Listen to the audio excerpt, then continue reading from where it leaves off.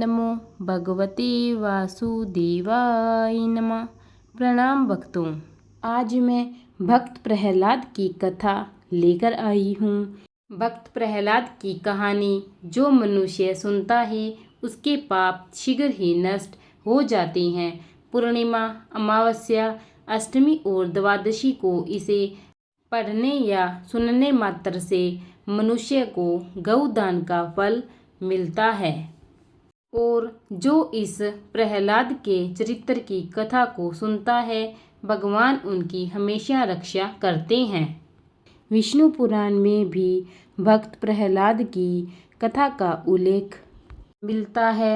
प्रहलाद भगवान विष्णु जी के अनन्य भक्तों में से एक थे और इनकी कहानी अत्यंत रोचक और बच्चों के लिए प्रेरणादायक है। महर्षि कश्यप की पत्नी दक्ष पुत्री दिति के गर्भ से दो महान पराक्रमी बालकों का जन्म हुआ।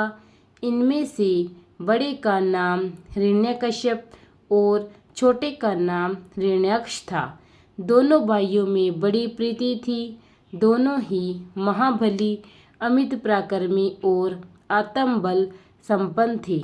दोनों भाइयों ने युद्ध में देवताओं को पराजित करके स्वर्ग पर अधिकार कर लिया था।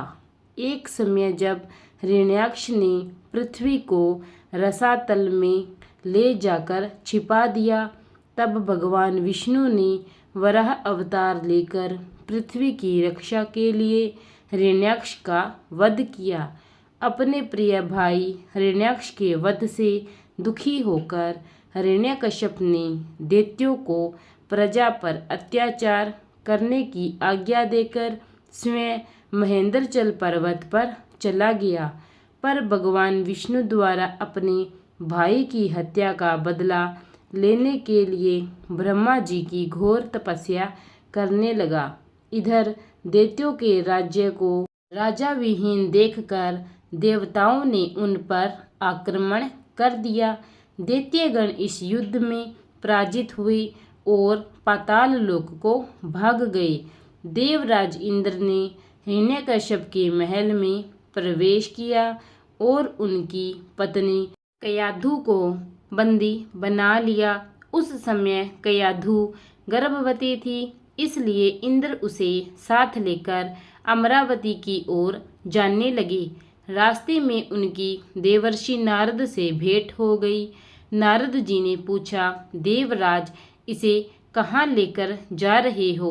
इंद्र ने कहा, देवऋषि, इसके गर्भ में हिरण्यकश्यप का अंश है, उसे मारकर इसे छोड़ दूंगा। यह सुनकर नारद जी ने कहा, देवराज, इसके गर्भ में बहुत बड़ा भगवान का भक्त है, जिसे मारना तुम्हारी शक्ति के बाहर है, अतः इसे छोड़ दो। नारद जी के कथन का मान रखते हुए इंद्र ने कयाधु को छोड़ दिया और अमरावती चले गए।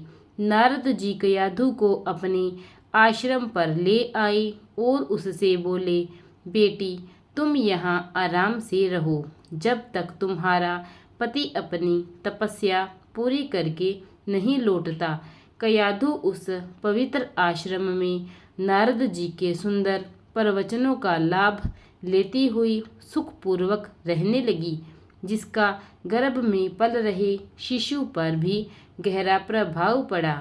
समय होने पर कयाधु ने एक पुत्र को जन्म दिया, जिसका नाम प्रहलाद रखा गया। इधर हिरण्यकश्यप की तपस्या पूरी हुई और वह ब्रह्मा जी से मनचाहा वरदान लेकर वापस अपनी राजधानी चला आया। कुछ समय के बाद कयाधु भी प्रहलाद को लेकर नारद जी के आश्रम से राजमहल में आ गई। जब प्रहलाद कुछ बड़े हुए तब हिरण्यकश्यप ने उनके शिक्षा की व्यवस्था की। प्रहलाद गुरु के सानिध्य में शिक्षा ग्रहण करने लगी। एक दिन हिरण्यकश्यप अपने मंत्रियों के साथ सभा में बैठा हुआ था। उसी समय प्रहलाद अपने गुरु के साथ वहां गए। प्रहलाद को प्रणाम करते देखकर हिरण्यकश्यप ने उसे अपनी गोद में बिठाकर दुलार किया और कहा, वत्स, तुमने अब तक अध्ययन में निरंतर तत्पर रहकर जो कुछ सीखा है उसमें से कुछ अच्छी बातें मुझे भी सुनाओ।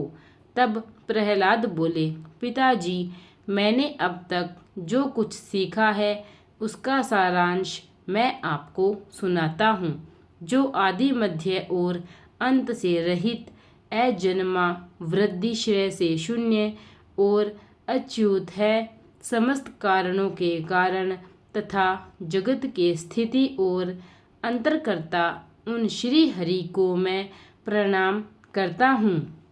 यह सुनकर दैत्यराज हिरण्यकश्यप के नेत्र क्रोध से लाल हो उठे। उसने कांपते हुए होठों से प्रहलाद के गुरु से कहा, अरे दुर्बुद्धि ब्राह्मण, यह क्या तूने मेरी अवज्ञा करके इस बालक को मेरी परम शत्रु की स्तुति से युक्त शिक्षा कैसे दी? गुरुजी ने कहा, दैत्यराज, आपको क्रोध के वशीभूत नहीं होना चाहिए। आपका पुत्र मेरी सिखाई हुई बात नहीं कह रहा है। हिरण्यकश्यप बोला, बेटा प्रहलाद, बताओ तुमको यह शिक्षा किसने दी है?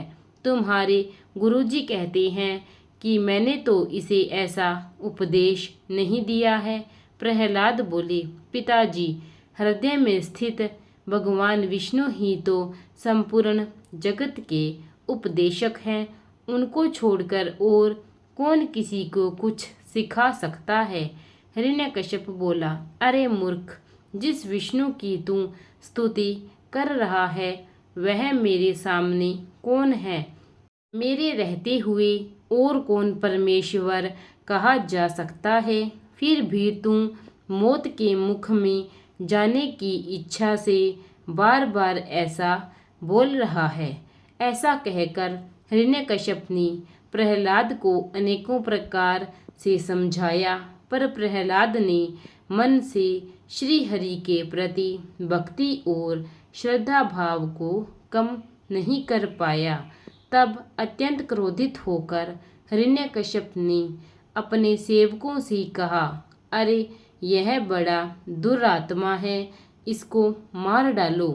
अब इसके जीने से कोई लाभ नहीं है, क्योंकि यह शत्रु प्रेमी तो अपने कुल का ही नाश करने वाला हो गया है। हिरण्यकश्यप की आज्ञा पाकर उसके सैनिकों ने प्रहलाद को अनेकों प्रकार से मारने की चेष्टा की, पर उनके सभी प्रयास श्री हरि की कृपा से असफल हो जाते थे।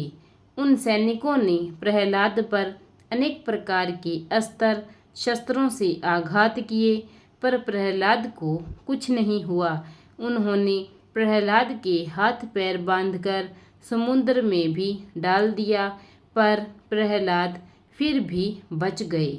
उन सब ने प्रहलाद को अनेकों विषैले सांपों से भी डसवाया और पर्वत शिखर से गिराया, पर भगवान की कृपा से प्रहलाद को कुछ भी नहीं हुआ। रसोइयों के द्वारा विष मिला हुआ भोजन देने पर प्रहलाद उसे भी पचा गई। जब प्रहलाद को मारने के सब प्रकार के प्रयास विफल हो गए, तब हिरण्यकश्यप के पुरोहितों ने अग्निशिखा के समान प्रज्वलित शरीर वाली कृत्या उत्पन्न कर दी। उस अति भयंकरी कृत्या ने अपने पैरों से पृथ्वी को कंपित करके हुए वहां प्रकट होकर बड़े क्रोध से प्रहलाद जी की छाती में त्रिशूल से प्रहार किया, पर उस बालक के छाती में लगते ही वह तेजोमय त्रिशूल टूटकर गिर पड़ा। उन पापी पुरोहितों ने उस निष्पाप बालक पर कृत्या का प्रयोग किया था, इसलिए कृत्या ने तुरंत ही उन पुरोहितों पर वार किया और स्वयं भी नष्ट हो गई। अन्य प्रचलित कथाओं के अनुसार कृत्या के स्थान पर होलिका का नाम आता है, जिसे अग्नि में न जलने का वरदान प्राप्त था। होलिका प्रहलाद को अपनी गोद में लेकर प्रज्वलित अग्नि में प्रवेश कर गई, पर ईश्वर की कृपा से प्रहलाद को कुछ भी नहीं हुआ और होलिका जलकर भस्म हो गई। हिरण्यकश्यप के दूतों ने उसे जब यह समाचार सुनाया तो वह अत्यंत क्षुब्ध हुआ और उसने प्रहलाद को अपनी सभा में बुलवाया। हिरण्यकश्यप ने प्रहलाद से कहा, अरे दुष्ट, जिसके बल पर तू ऐसी बहकी बहकी बातें करता है, तेरा वह ईश्वर कहाँ है? वह यदि सर्वत्र है तो मुझे इस खंबे में क्यों नहीं दिखाई देता? तब प्रहलाद ने कहा, मुझे तो वे प्रभु खंबे में भी दिखाई दे रही हैं। यह सुनकर हिरण्यकश्यप क्रोध के मारे स्वयं को संभाल नहीं सके और हाथ में तलवार लेकर सिंहासन से कूद पड़ा और बड़े जोर से उस खंबे में एक घुसा मारा। उसी समय उस खंबे से बड़ा भयंकर शब्द हुआ और उस खंबे को तोड़कर एक विचित्र प्राणी बाहर निकलने लगा, जिसका आधा शरीर सिंह का और आधा शरीर मनुष्य का था। यह भगवान श्री हरि का नरसिंह अवतार था। उनका रूप बड़ा भयंकर था। उनकी तपाए हुए सोने के समान पीली पीली आंखें थीं। उनके दांत बड़े ही विकराल थे और वे भयंकर शब्दों से गर्जन कर रहे थे। उनके निकट जाने का साहस किसी में भी नहीं हो रहा था। यह देखकर हिरण्यकश्यप सिंहनाद करता हुआ हाथ में गदा लेकर नरसिंह भगवान पर टूट पड़ा। तब भगवान भी हिरण्यकश्यप के साथ कुछ देर तक युद्ध लीला करते रहे और अंत में उसे झपट कर दबोच लिया और उसे सभा के दरवाजे पर ले जाकर अपनी जांघों पर गिरा लिया और खेल ही खेल में अपनी नखों से उसकी छाती को फाड़कर उसे पृथ्वी पर पटक दिया। फिर वहां उपस्थित अन्य असुरों और दैत्यों को खदेड़ खदेड़ कर मार डाला। उनका क्रोध बढ़ता ही जा रहा था। वे हिरण्यकश्यप की ऊंची सिंहासन पर विराजमान हो गए। उनकी क्रोधपूर्ण मुखाकृति को देखकर किसी को भी उनके निकट जाकर उनको प्रसन्न करने का साहस नहीं हो रहा था।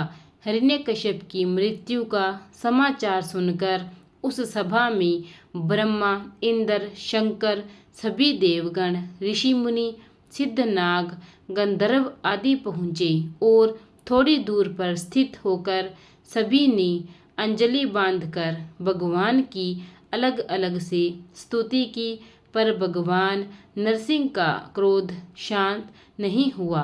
तब देवताओं ने माता लक्ष्मी को उनके निकट भेजा, पर भगवान के उग्र रूप को देखकर वे भी भयभीत हो गई। तब ब्रह्मा जी ने प्रहलाद से कहा, बेटा, तुम्हारे पिता पर ही तो भगवान क्रुद्ध हुए थे, अब तुम ही जाकर उनको शांत करो। तब प्रहलाद भगवान के समीप जाकर हाथ जोड़कर साष्टांग भूमि पर लेट गए और उनकी स्तुति करने लगे।